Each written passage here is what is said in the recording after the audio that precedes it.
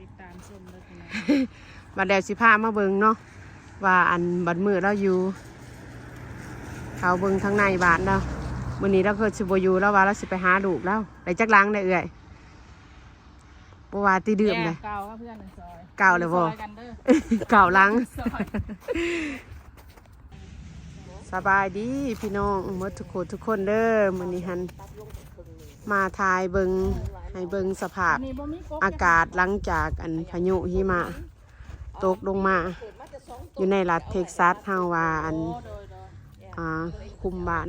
ลาเฮาอยู่แถวนี้อยู่จังไดกินจังไดเวลาฝนหิมะลงมาเลยพากันออกมานอกบัดนี้มันอันไข่เน่แล้วก็สิพากันย่างออกไปเลาะเบิ่งแถวข้างบ้านข้างเฮือน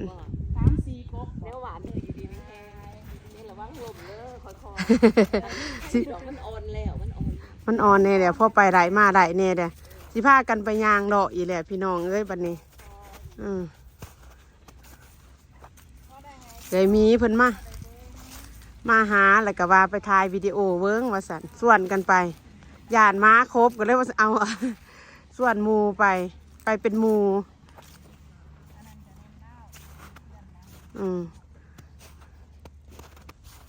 พากันยางมาอีเด็กกับเอื่อยเดเปื่อยเน่เดี๋ยวพี่น้องเอาสิยางหอดใจนี่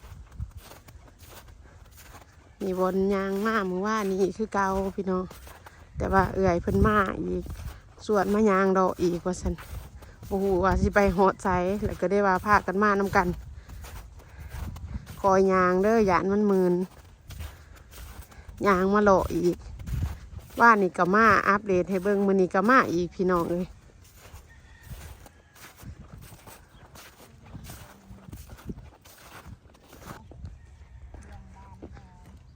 เบื้องนี่สนุกยังหลายบัดเบื้องนี่อันนี้เปื่อยแน่แหละ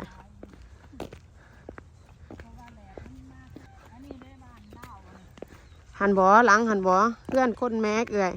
โต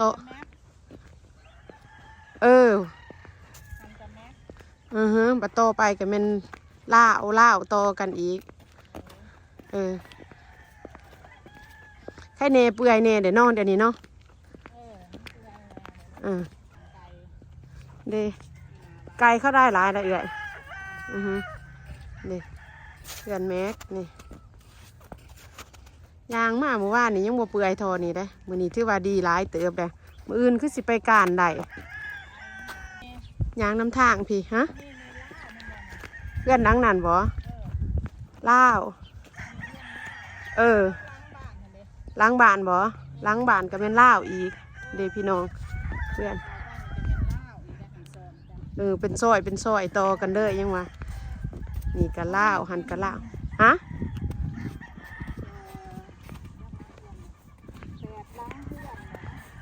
ต่อไปหันกันยังอันนี้ละหันต่อไปหันกันมีแมนอีกแมน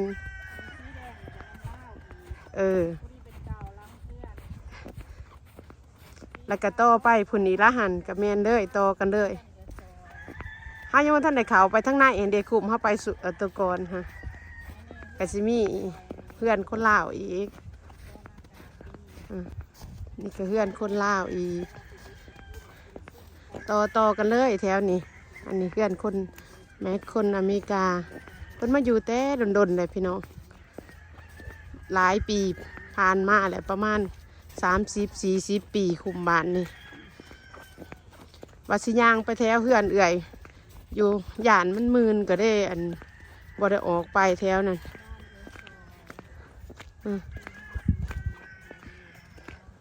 โอ้มือนี่เปื่อยแน่เนาะเพื่อนแล้วเนาะมื้อวานนี่หันโอ้ย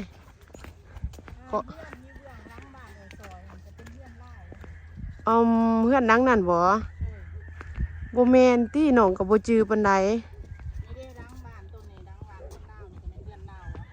แมนดังบ้านหันก็อันลาวโตกันเลยสิบย่างไปหอดเทือนนั่นผลว่าบันนี้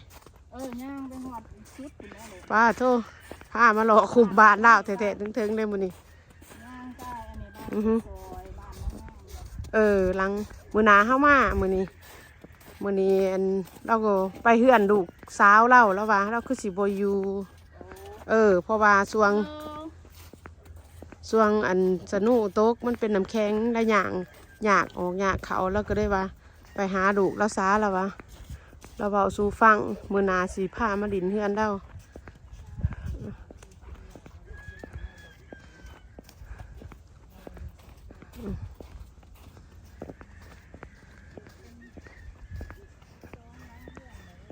ต่อไปกับแม่นอีก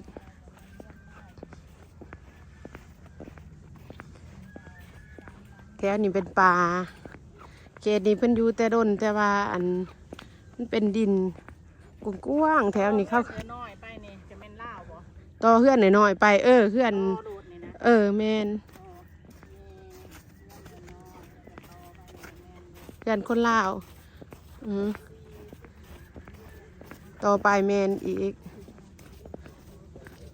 รถไผได้มาจอดอยู่นี่นี่ก็เฮือนคนลาวพี่น้องต่อกันไปเลยแล้วบ่อยู่แล้วเมื่อลาวเงียบสงัด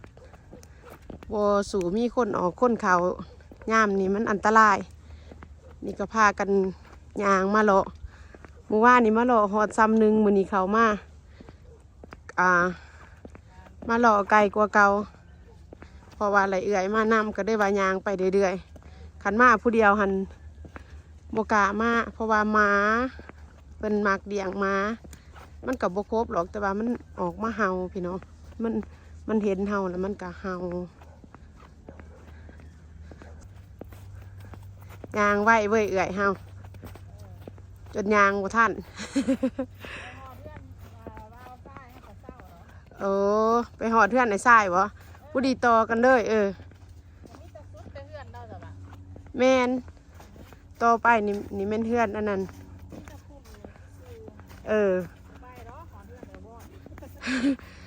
ยางเกี่ยวไปหันเกิดย่าวเติบนี่แม่นเพื่อนอันปอยหวานได้กลุ่มเทอร์เรลเฮา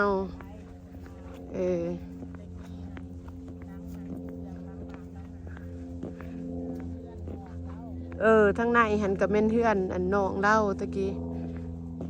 แบบว่าต่อกันเลยเพื่อนเล่านี่อยู่อันคนเล่านี่อยู่ไฟเฟืองเบืองครัวเอายางไปเรื่อยๆพี่น้องพายางไปเรื่อยๆคืออยู่บ้านเท่านี้แหละเพราะว่าเงียบสงัดดีบสูมีไฟยางออกมาฮะหลังนั่นกับลูกเพื่อนคนลาวคือกัน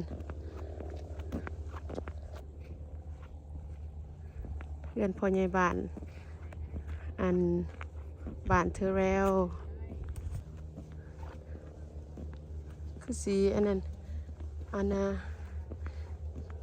เราบ่อยู่สงสัยบ่อาจประตูไว้นี่กับบ้านคนลาว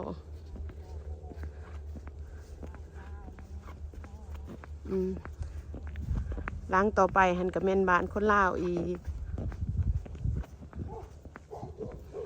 เอาว่างมาไอตอนเด้อเด้อยางมาหอดนี้เนาะยางมาหอดซ้ำนิดล้างนันหันกะ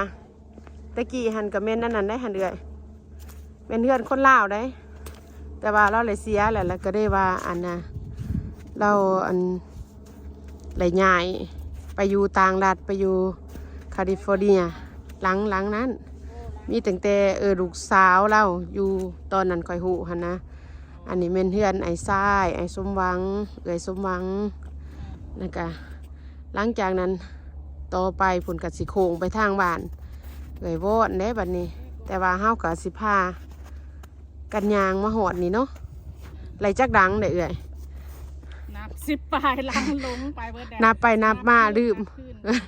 ช่วงสุดท้ายจังบอกพี่น้องว่าโอเคมีจักลัง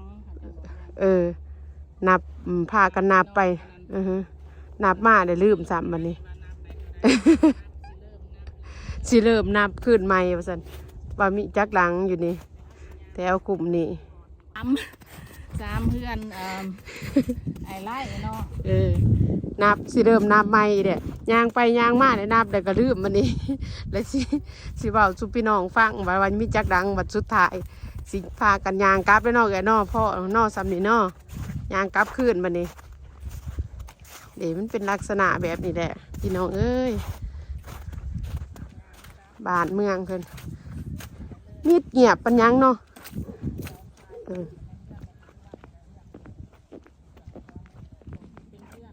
หลังนั่นก็เฮือนคนลาวคือกันแต่ว่าอันเพิ่นได้เสียแล้ววันนี้อันยังแต่ลูกชายลูกสาวเรา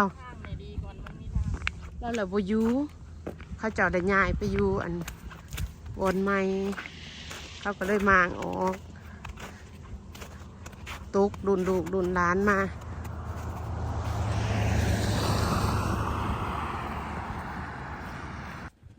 นี่เป็นดินเปล่าวางของคนลาวคงพ่อแม่เพิ่นได้เสียไปแล้วก็ยังแต่ดูบ่ฮู้ว่าเขาเจ้าสิมาอยู่หรือบ่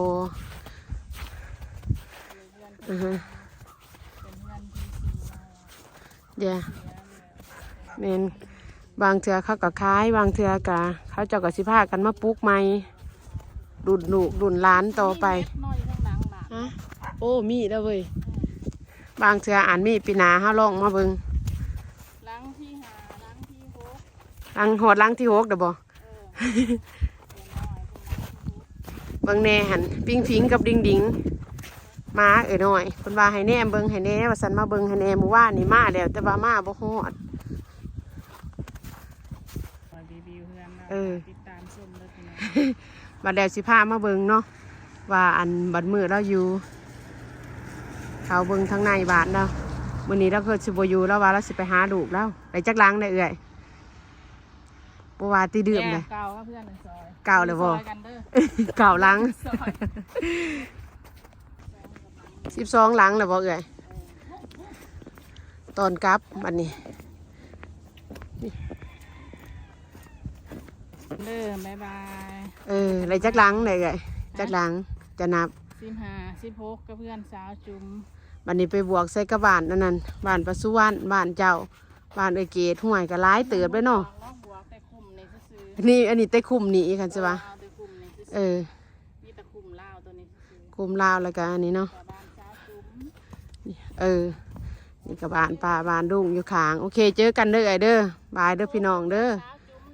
16หลังอยู่คุมนี่แล้วเพื่อนอาพรเอาทานเด้ก็เพื่อนอาพรเอาทาอยู่ขางคนเวียดโอ้โบเมนเอื่อยโบเมนเพื่อนคนลาวมี17หลังแถวนี้บายเอื่อยขอบใจได้ร้ายเด้อพี่น้องเด้อเขามาเบิ่งมาหาส้มพากันยางดอกแล้วมี17หลังอยู่เขตนี่บวกทั้งบ้านเจ้าของผู้ดีครบ17หลังขอบใจละลาย